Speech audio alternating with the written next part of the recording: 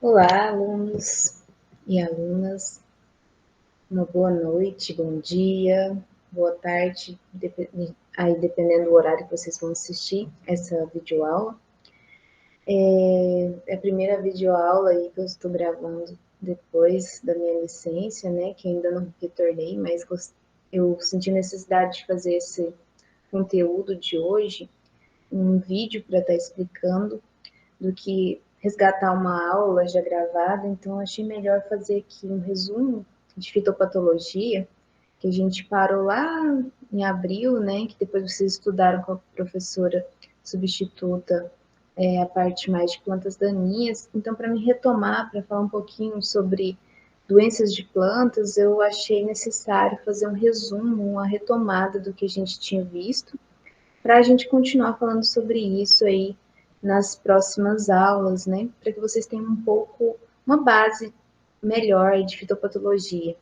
Fitopatologia, como a gente falou lá no início deste ano letivo, é o estudo de doenças de plantas, né? E falamos também que tem doenças de plantas que são fatores abióticos e bióticos, né? Doenças abióticas, que são causadas por fatores ambientais, como temperatura, luminosidade, por exemplo, uma geada, um excesso de calor,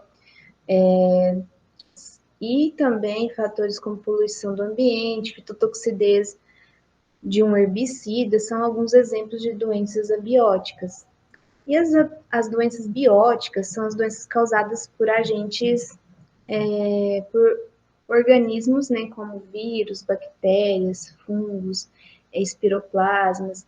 Isso são consideradas doenças bióticas, causadas por agentes vivos, né? Tem doenças fúngicas de plantas, doenças virais, doenças bacterianas, doenças aí causadas por espiroplasmas.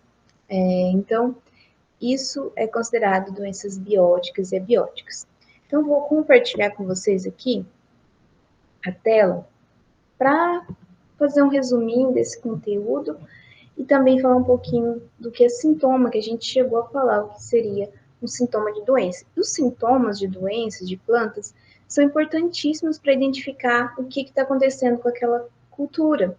Às vezes é um sintoma mais localizado, um sintoma reboleiro, um sintoma em uma linha de cultivo, e isso até é importante para você diferenciar se é uma doença biótica ou abiótica, e também, quando é uma biótica, te ajudar a identificar o agente causal. Através dos sintomas típicos de uma doença, é possível você verificar na referências, né, nos livretos, os manuais de identificação de doenças e chegar a um diagnóstico. Algumas doenças é mais doenças assim que não são tão comuns de ocorrer na lavoura, que é necessário pegar, coletar um material e mandar para um laboratório de análise, um laboratório de fitopatologia para fazer a análise do que se trata. Tem laboratórios de análise nas grandes universidades, como na Exalc, né, que fornece esse serviço para empresas, para produtores. Eles fazem as análises de um material. Você tem uma plantas de milho que apresentaram sintomas que o produtor, os técnicos ligados àquele cultivo não souberam identificar qual é o agente causal daquela doença. Que doença é aquela?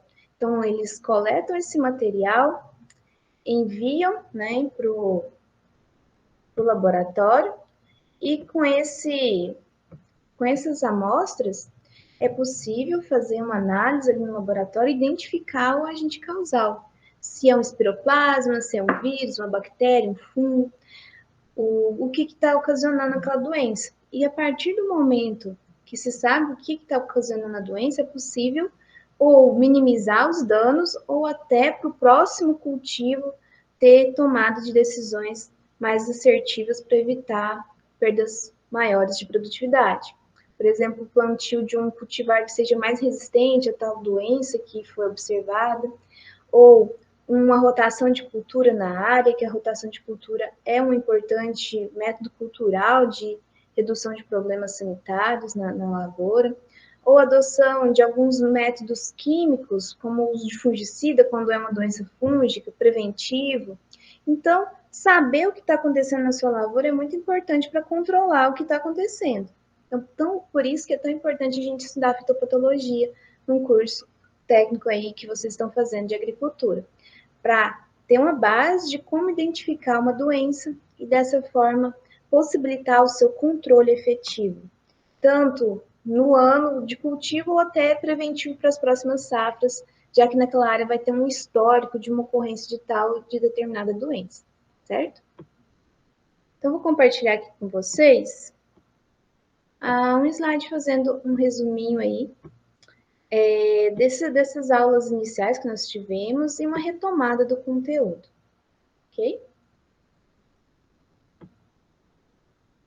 Então, nas nossas primeiras aulas, a gente definiu o que é doença, né? Aqui, só para relembrar o que é uma doença, tem vários autores que definiram doença, mas a definição de Agrios, de 88, eu acho um pouco mais completa.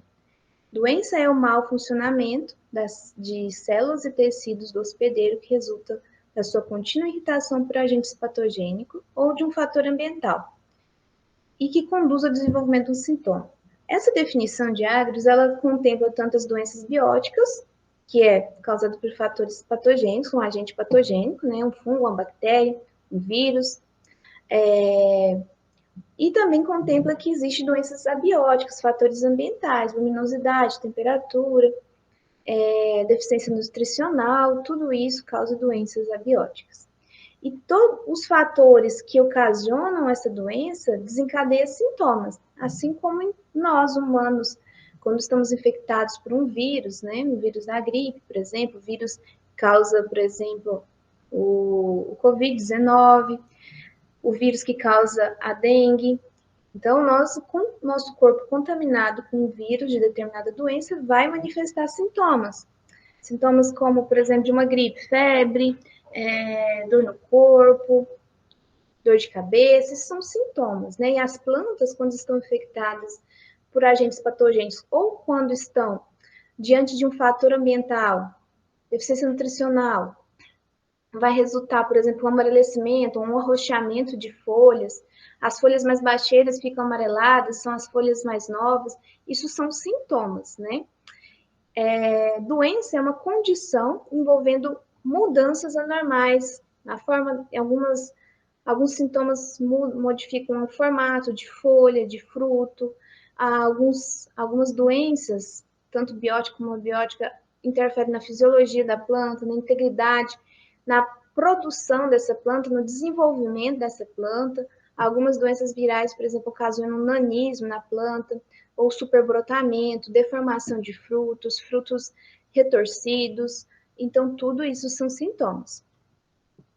E a doença, tanto tem doenças severas, que, por exemplo, doenças que afetam o sistema radicular, o sistema dos vasos condutores, que podem ocasionar até a morte da planta, como doenças que afetam, por exemplo, as folhas da planta e tem um efeito que, se pulverizar algum produto ali curativo, vai possibilitar o produtor não ter uma perda tão grande ali na sua produtividade. Então, depende de como é essa doença. Por isso que é tão importante identificar qual doença que é.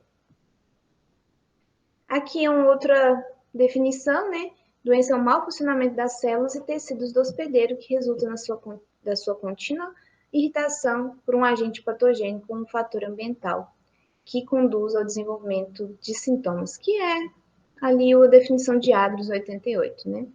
Injúrias, pessoal, é uma irritação momentânea.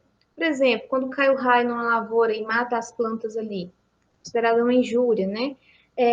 Um choque térmico, vento nas folhas da batata, que ocasiona uma queima nas folhas, uma chuva de pedra, que danifica, por exemplo, as folhas da soja, aquilo ali é uma injúria, né? Então, como eu disse para vocês, existem doenças causadas por fatores bióticos e abióticos. Vou falar aqui de alguns fatores que são considerados doenças abióticas.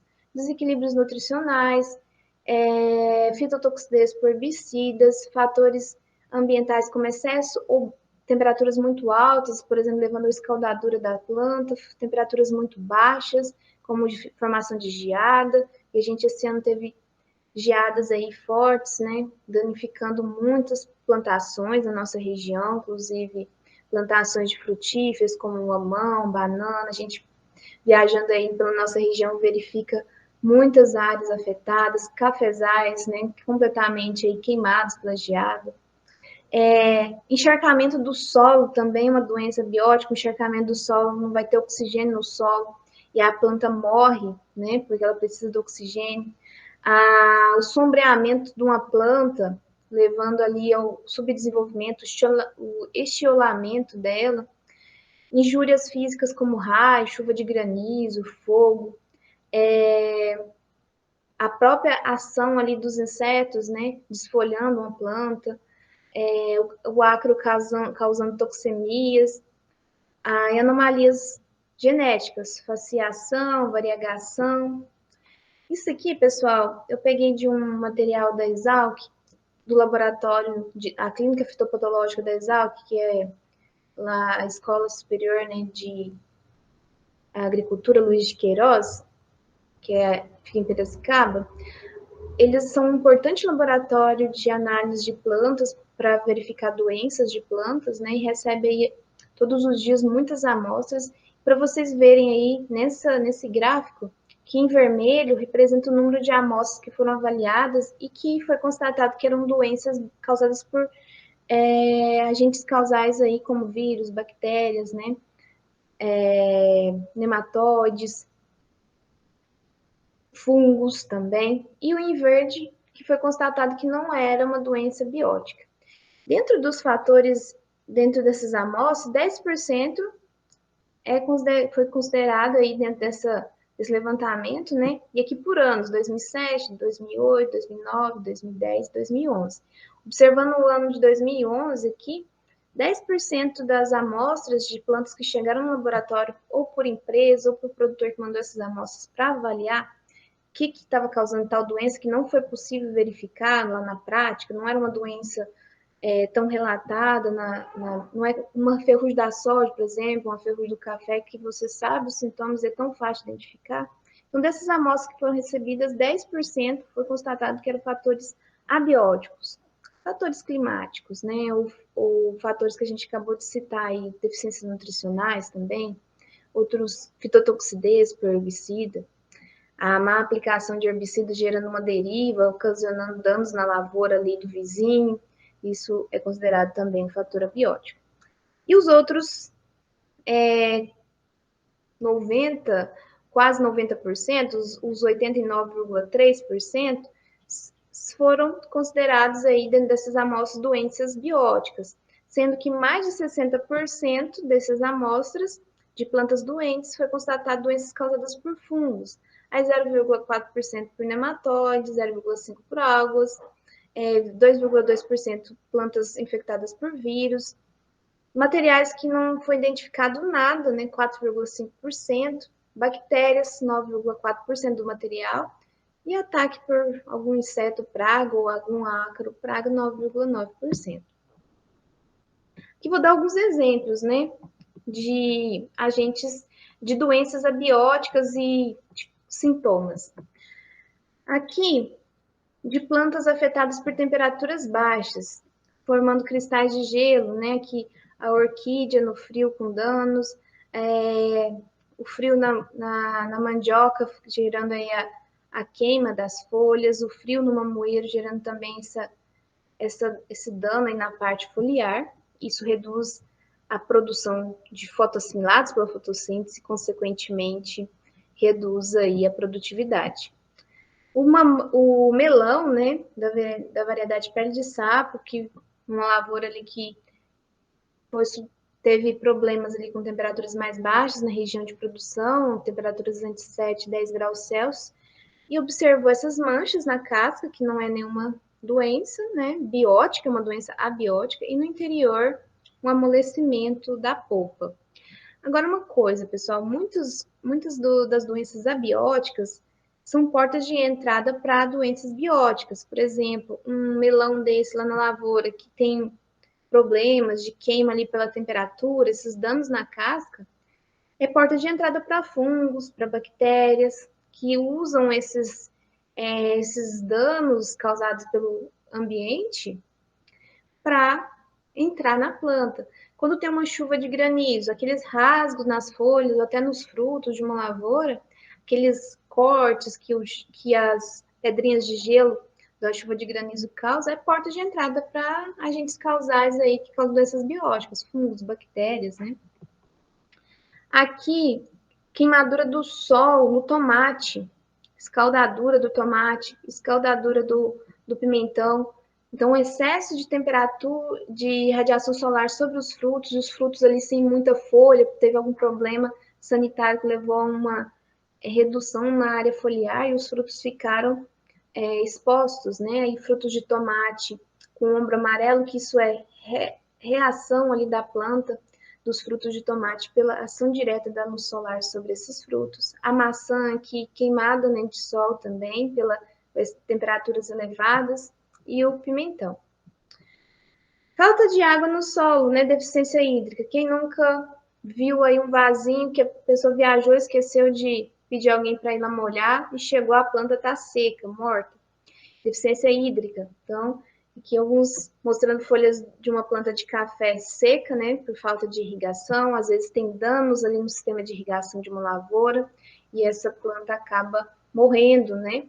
Deficiência hídrica na região, falta água ali na fonte para irrigação e aí a lavoura toda sofre. Aqui um melão todo rachado pela de deficiência hídrica, né? Primeiro falta água e depois entra com a irrigação e essa diferença osmótica na planta leva à rachadura dos frutos, né? Então, é uma doença biótica. O excesso de água, por exemplo, uma baixada tem a plantação de batata ou de tomate e com um excesso de chuva naquela baixada, alagou aquela baixada e ficou 3 dias alagado. Falta oxigênio no solo e dessa forma vai ter plantas aí murchando, morrendo, né, por asfixia. Plantas aí com estilamento, por falta de luz.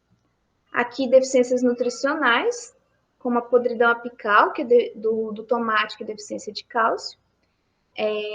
Então, aqui são alguns exemplos, né? Excesso nutricional, alface em produção hidropônica com excesso de cobre, forma essa planta bem encarquilhada, essa folha bem encarquilhada, e a poluição atmosférica também.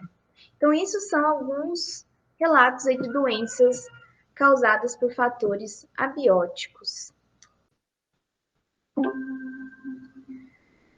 Um assunto que eu quero abordar é o desafio do diagnóstico de doenças abióticas, né? Porque diagnosticar doença abiótica às vezes é mais complicado até do que uma doença biótica, as mais comuns, né? Os desafios estão porque muitos fatores abióticos induzem sintomas semelhantes, fatores diversos, deficiências nutricionais, às vezes o calor, induz a sintomas parecidos, né? E outra questão, muitos sintomas abióticos podem ser parecidos com sintomas de doenças bióticas. O agente abiótico geralmente não está presente no tecido, não é como uma doença biótica, quando você identifica uma folha de soja que está com ferrugem asiática, que ela tem ali a presença do agente causal. A doença abiótica, né, que vem de não, um agente não vivo que causa aquela doença, ela não está presente. Por exemplo, a fitotoxidez por herbicida, como é o caso aqui dessa imagem que vocês estão vendo. Uma deriva de diuron e mamoeiro causou esse sintoma. O diuron não está aqui, né? Isso foi uma deriva e causou esse sintoma. Uma aplicação errada, uma deriva, um acúmulo desse produto no solo, por ter tido outra cultura ali que aplicou, e aqui na mudinha, ó, transplantou e ela está apresentando a fitotoxidez, né? Aqui nessa planta aqui, uma fitotoxidez pelo herbicida metribuzin em tomateiro, né? Então, o agente causal de uma doença biótica ele não está geralmente ali no ambiente quando se observa os sintomas. Agentes bióticos secundários podem invadir os tecidos, como eu falei para vocês, um dano por frio, um dano por granizo, O granizo, por exemplo, um exemplo, né? Ele rasga folha, fruto, caule, e ali é a porta de entrada para fatores bióticos que ocasionam doenças. Então, às vezes a doença biótica nem é percebida. A chuva de granizo é, claro, né? Mas vou falar aqui um outro exemplo. Uma, uma temperatura baixa que as plantas de melão foram submetidas ali na região. E aí ocorreu ali alguns danos, amolecimento ali da polpa do meloeiro, do fruto de melão, e ali foi porta de entrada para a bactéria. Então, o diagnóstico do dano pelo frio vai ser também confundido ali pelo dano por bactéria, que se aproveitou daquele tecido danificado pelo frio para entrar e causar doença biótica. Então, naquela planta, naquele fruto de melão, por exemplo, tem tanto fatores abióticos causando doença, uma doença biótica, como doença biótica, porque foi aquele dano inicial foi porta de entrada para a doença, certo? Outro problema da diagnose é a ausência de sinais, como é observado para doenças bióticas, né? Os sintomas aparecem de repente, sintomas com estágio de desenvolvimento semelhante, bastante uniforme. Muitas vezes, esses sintomas, eles são simétricos, né? Diferentemente de doenças bióticas, que os sintomas não são simétricos na planta. Quando há lesões ou por temperaturas, ou as bordas são bem definidas dessa lesão. Diferentes espécies na mesma área exibem o mesmo sintoma. Isso, por exemplo, é bem comum de ser observado, como nessa imagem aqui, fitotoxidez, né, por paraquat, observado em milho e também no feijão. Mesmo sintoma. Então, não é porque as doenças bióticas, elas têm hospedeiros mais restritos, né? Por exemplo, doenças do milho, doenças do feijão. E a doença do milho dificilmente vai, na maioria dos casos, não são as mais comuns do feijão. Então, dessa forma, não é observado o mesmo padrão de sintoma, às vezes é o mesmo agente causal, mas o sintoma na planta é diferente. E aqui, quando é um fator abiótico, observa o mesmo padrão de sintoma. É uma fitotoxidez por paraquat aqui. Agora, vou falar um pouquinho, né, das doenças bióticas, que é o que a gente vai focar mais, que são as doenças infecciosas causadas por fungos, fitopatógenos, bactérias fitopatógenas, vírus fitopatógenos, protozoários, nematóides, fitoplasmas, espiroplasmas, que causam doenças da planta. Agora vamos entrar nesse universo das doenças bióticas. Para que ocorra uma doença biótica, uma doença causada por agentes aí como fungos, bactérias, vírus, precisa de ter 3 fatores ali naquele ambiente para que ocorra essa doença. Quais são os fatores? A planta susceptível, o ambiente com condições favoráveis, como temperatura, umidade relativa do ar, umidade do solo, e o agente patogênico. Esses 3 fatores estando ali no ambiente, vai ocorrer a doença na planta. Mas se eu tenho ambiente favorável, o agente patogênico na área, mas eu tenho uma planta que tem resistência a esse agente causal, eu não vou ter a doença. Se eu tenho uma planta susceptível, tenho o agente patogênico, mas as condições climáticas ali, o ambiente não está favorável para o desenvolvimento, a temperatura está elevada e esse fungo desenvolve melhor em temperaturas mais amenas, então não vai ter ou vai ter pouco desenvolvimento dessa doença na área. Temos aí doenças que foram marcantes, né? Que causaram crises tanto econômicas nos países que foram afetados e até grande mortalidade por fome. Vamos falar aqui de alguns casos. A requeima da batata na Irlanda em 1845 teve milhões aí, relatos de até 2 milhões de mortos por fome, porque a batata era fonte ali de alimento daquela população da Irlanda. A ferrugem do café no Ceilão, que não causou fome, porque o café é uma bebida ali, né? A gente sabe, não é para alimentar, mas é uma bebida que também nessa região era muito utilizada, nessa época e até hoje, né, pelo mundo, o café. Teve uma grande substituição pelo chá. A fome em Bengala, isso é na Índia, né? Aqui, em dados aqui que eu estava observando, relata historiadores que foram de 3 a 4 milhões de pessoas que morreram. Muito triste essa história. Lendo um pouco mais sobre isso, é uma tristeza que foi essa fome em Bengala. E é importante frisar que, um caso desse, não foi só a doença, que teve o arroz era uma fonte básica de alimentação dessa população, teve um fungo, né, o Emetosporus oryzae, que causou uma doença, afetou fortemente a safra de arroz na região ali em 1943, né, e 42, 43. Só que não foi só isso, né, para ter uma tristeza dessa ocorrendo, foram vários fatores. A doença, né, da planta, do arroz, mas também teve fatores aí que favoreceram a ocorrência dessa doença, foi um ciclone que atingiu Bengala em janeiro de 43, que inundou os arrozais, e aí, além disso de ter destruído muitas plantações de arroz, aí também depois veio o surto do fungo, né, causando doenças nas plantas, causando aí uma produção praticamente zero ali nessa região. E o que mais foi agravado? Eles poderiam importar arroz dos países vizinhos, como a Birmania. Só que esse país vizinho exportou arroz para os britânicos para alimentar os civis ali, os britânicos na Segunda Guerra Mundial. Então, gerou muita fome, muita tristeza. Eu estava dando uma olhada nas imagens, muito um fator aí histórico, muito triste, né? E tem aí uma causa de uma doença biótica, né, causada por um fungo no arroz. Mas não foi só isso, né? Teve questões políticas que impediram aí que comprasse esse arroz de outros países.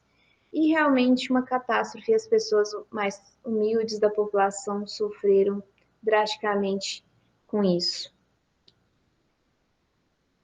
A ocorrência de mosaico do carvão e da ferrugem laranjada na cana-de-açúcar, a tristeza dos citros, o CVC dos citros, o cancro cítrico greening, que é todas essas doenças da citricultura são atuais. O greening é uma das principais doenças causadas por uma bactéria, né, Candidatus liberibacter. Tem a Candidata liberibacter africanus, e que causa uma destruição aí nos pomares e tem sido um vilão aí dos produtores. Gastos enormes, né, para reduzir a ocorrência dessa doença. A planta afetada pela bactéria Candidata liberibacter tem que ser retirada da área para evitar a transmissão secundária dentro da área. É uma doença, o greening, que é transmitido por um inseto. A bactéria é transmitida de uma planta doente para uma planta sadia pelo inseto, que é o psilídeo dos citros, tá? O mal do Panamá na banana, que é uma doença que afeta principalmente algumas variedades de banana, como a banana maçã, a banana prata, são mais susceptíveis. Já a banana aí como a banana nanica, nanicão, elas são resistentes às principais raças, né, do fungo que causa o mal do Panamá. Ferrugem asiática da soja causa aí gastos altos no controle dessa doença por todo o mundo. A vassoura de bruxa, que é uma doença do cacaueiro, que causou grandes problemas, ainda é um problema aí nas áreas de produção de cacau. Cacau que é fonte básica na produção de chocolate, que o chocolate é tão apreciado no mundo todo, né? Essa doença ela foi registrada pela primeira vez, a vassoura de bruxa, né, em plantações de cacau no Suriname, em 1895.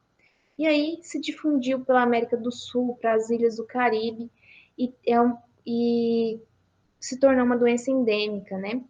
O que causa essa doença é um fungo que afeta ali a planta, que é o fungo Crinipellis perniciosa. Nós chegamos a falar sobre esses exemplos de doenças em milho, soja, cana-de-açúcar, e eu quero que vocês deem uma pesquisada aí para ficarem mais inteirados, né, sobre doenças, principais doenças de soja, de milho, de cana-de-açúcar. São culturas, né, laranja também, do algodão, do sorgo, que são culturas muito importantes aí. O algodão não tão regionalmente cultivado, né, mas importantíssimo na produção. O Brasil é um país que produz muito algodão, né, não aqui na nossa região, mas Mato Grosso, Bahia, outros estados. Mas aqui na nossa região, soja, milho, cana-de-açúcar é muito forte, então dê uma olhadinha aí, a gente vai falar ao longo desses estudos de alguns exemplos de doenças dessas culturas, e vocês também vão ver dentro de algumas outras unidades curriculares do curso falando dessas doenças, né? Mas dá uma olhadinha para ficarem inteirados aí, a gente vai falar de algumas dessas nos próximos tópicos aí da disciplina. Bom, quero também mostrar, relembrar para vocês o que é sintoma, né, pessoal? O que é sintoma, sintomatologia, sinal e quadro sintomatológico. Sintomatologia é a parte da fitopatologia que estuda sintomas e sinais. Os sintomas e sinais são importantíssimos para chegar a um diagnóstico de uma diagnose da doença de plantas. Sintoma, o que é sintoma, pessoal? É qualquer manifestação da planta diante de um agente nocivo, esterilização da doença. Podridão num fruto, podridão de um caule, o murchamento de uma folha, a deformação do fruto, a escaldadura no fruto, a queda de folha, o baixo desenvolvimento, nanismo, o superbrotamento de uma planta, tudo isso é um sintoma. O que são sinais? É importante dizer que nem toda doença biótica, a gente agora está falando de doenças aqui, quando a gente fala de sinais, só doenças bióticas que produzem sinais na planta, né? Os sinais é a observação de próprias estruturas do patógeno na planta. Quando você vê a ferrugem do café, o sintoma, você vê ali a folha com as manchas, na parte de baixo da folha você vê uma massa alaranjada por baixo da folha. Aquilo ali é a própria estrutura do fungo, né, que causa a ferrugem asiática da soja, Emileia bastatrix, e ali é um sinal daquele patógeno naquele órgão que é a folha. Quadro sintomatológico, a sequência completa dos sintomas que ocorrem durante o desenvolvimento da doença. Por exemplo, a murcha do tomateiro, causado pelo fungo oxporo. O quadro sintomatológico, primeiro a murcha das folhas mais novas, aí a murcha das folhas vai se espalhando pela planta, a planta começa a apresentar uma murcha generalizada até a morte, né? Então, isso é um quadro sintomatológico. Os sintomas, eles são classificados, a gente começou a estudar isso, tem 3 classificações de sintomas. A classificação dos sintomas com relação à localização do patógeno, que é sintoma primário e secundário. Sintoma primário, pessoal, é quando se observa o sintoma no local em que o patógeno está afetando. Por exemplo, a folha de soja, o que está colonizada pelo fungo que causa a ferrugem asiática da soja, o fungo Phacospora parkirrhizae. Esse sintoma observado da ferrugem asiática é um sintoma primário, porque o fungo está na folha e se observa o sintoma da folha. Agora, o sintoma secundário, também chamado de sintoma reflexo, uma murcha bacteriana, né, causada pela Ralstonia. As folhas murchas são um sintoma secundário, que é um reflexo dos danos que essa bactéria está causando no sistema vascular da planta. Então, essa classificação é bem simples, né? A segunda classificação de sintomas é relativa às alterações produzidas nos hospedeiros, sintomas habituais e sintomas lesionais. O que são sintomas habituais? Quando a doença provoca alteração no hábito de crescimento da planta, como um superbrotamento, nanismo, um esverdeamento de flores que algumas viroses causam, né? Ou escurecimento dos vasos, Isso é um sintoma habitual, muda ali o desenvolvimento normal da planta. Sintoma lesional, nessa forma de classificação segundo as alterações produzidas no hospedeiro. Lesional são manchas, lesões ali na planta, como em qualquer órgão da planta, no caule, no fruto, nas folhas, né? Manchas necróticas em frutos, podridões secas, podridões moles, secas de ponteiro de planta, isso tudo é sintoma lesional. E a terceira classificação, que ela é mais completa, ela leva em consideração as estruturas ou os processos afetados pelos micro-organismos. São classificados sintomas histológicos, que afetam ali a nível de células, sintomas fisiológicos e morfológicos. Morfológicos afetando ali o desenvolvimento da planta, quando você tem deformação de uma folha, de um fruto. Fisiológico afetando, por exemplo, processos de fotossíntese, processos quando afeta, vou mostrar aqui exemplos de fisiológicos, afetam ali a respiração da planta, afeta todo o processo fisiológico da respiração da planta, altera o fluxo de seiva na planta, que é o caso aí do Fusarium oxysporum, né, que causa o mal do Panamá na bananeira, por exemplo. Ele afeta o fluxo de seiva e a planta acaba morrendo. Então, isso tudo são fatores fisiológicos, então, um sintoma fisiológico. Interferência na fotossíntese, a ferrugem asiática, a cigatoca negra da bananeira, a ferrugem do café, que são alguns exemplos de interferência no processo de síntese, né? O processo de fotossíntese da planta, porque são patógenos e afetam a folha da planta. Os morfológicos eles se subdividem em necróticos, e os necróticos se subdividem em plesionecróticos e holonecróticos, e os plásticos, e os morfológicos se dividem em plásticos, que se subdividem em hipoplásticos e hiperplásticos. Não vou entrar muito aqui explicando minuciosamente esses tipos de sintomas, tá? Só para vocês entenderem que os sintomas morfológicos, eles são quando ocorre alterações visíveis na anatomia da planta, nos órgãos da planta. Frutos deformados, folhas deformadas, caule deformado, superbrotamento, nanismo. Só para vocês terem exemplo aqui, isso aqui é um sintoma morfológico plástico.